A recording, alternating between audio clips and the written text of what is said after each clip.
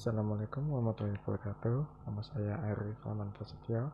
Saya dari kelompok 4. Kali ini saya akan mempresentasikan studi kasus klasifikasi algoritma C4.5. Algoritma C4.5. Algoritma data mining C4.5 merupakan salah satu algoritma yang digunakan untuk melakukan klasifikasi atau segmentasi atau pengelompokan dan bersifat prediktif. Dasar algoritma C4.5 adalah pembentukan pohon keputusan atau yang disebut decision tree. Cabang-cabang pohon keputusan merupakan pertanyaan klasifikasi dan daun-daunnya merupakan kelas-kelas atau segmen-segmennya.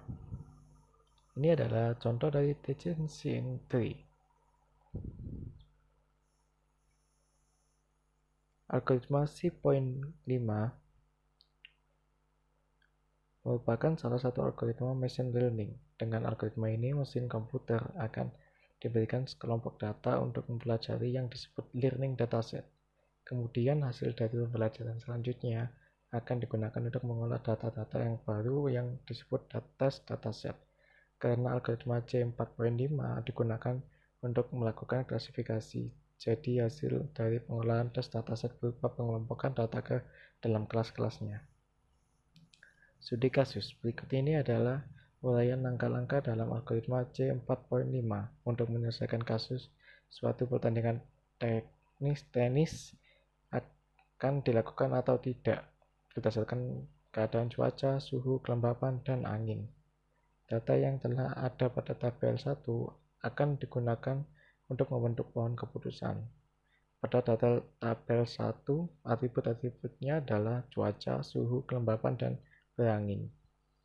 Setiap atribut memiliki nilai, sedangkan kelasnya ada pada kolom main yaitu tidak dan kelas ya. Kemudian data tersebut dianalisis. Dataset tersebut memiliki 14 kasus yang terdiri 10 ya dan 4 tidak pada kolom main. Mari kita lihat ke tabel 1. Ini adalah learning dataset yang ada di tabel 1.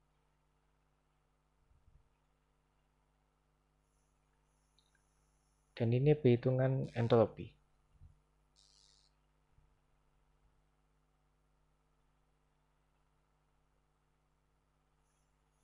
Catatan, S adalah ruang data sampel yang digunakan untuk pelatihan.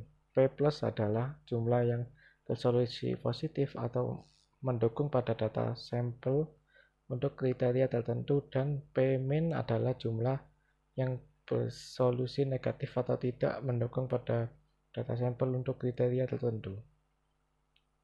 Entropi S sama dengan 0 jika semua contoh wadah S berada dalam kelas yang sama. Entropi S sama dengan 1 jika jumlah contoh positif dan negatif dalam S adalah sama. Entropi S lebih dari 0 tetapi kurang dari 1 jika jumlah contoh positif dan negatif dalam S tidak sama. Setelah menghitung entropi,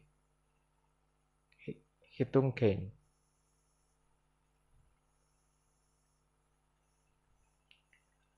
Dan ini adalah rumus menghitung gain.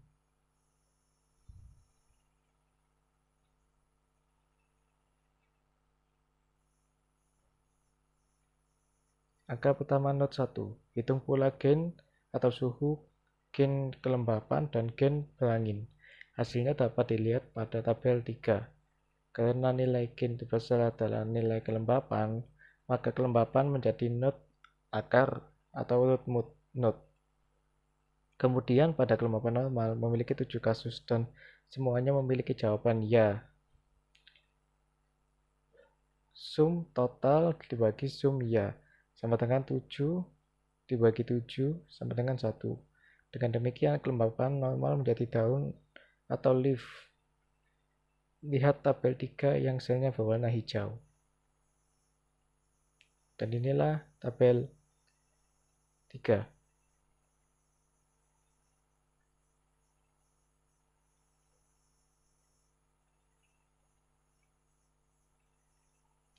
Berdasarkan pembentukan pohon keputusan node 1 atau root node, Note 1.1 akan dianalisis lebih lanjut. Untuk mempermudah tabel 1 difilter dengan mengambil data yang memiliki kelembapan sama dengan tinggi hingga jadilah tabel 4. Kemudian data di tabel 4 dianalisis dan dihitung lagi entropi atribut kelembapan, tinggi dan entropi setiap atribut serta gainnya sehingga hasilnya seperti data pada tabel 5. Setelah itu, tentukan pilih atribut yang memiliki gain tertinggi untuk dibuatkan note berikutnya. Dan ini tabel 5 yang berisikan hasil analisis note 1.1.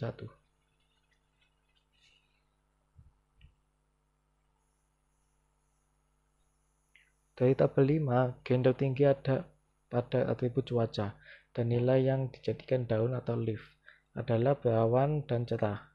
Jika divisualisasi, maka pohon keputusan tampak seperti gambar 3. Untuk menganalisis note 1.1.2, lakukan lagi langkah-langkah yang sama seperti sebelumnya. Hasilnya ditampilkan pada gambar 3 dan tabel 6. Dan berikut adalah hasil akhir pohon keputusan.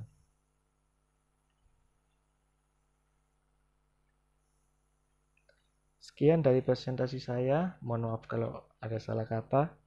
Dan mohon maaf kalau ketidaknyamanannya, soalnya hanya bisa memakai HP.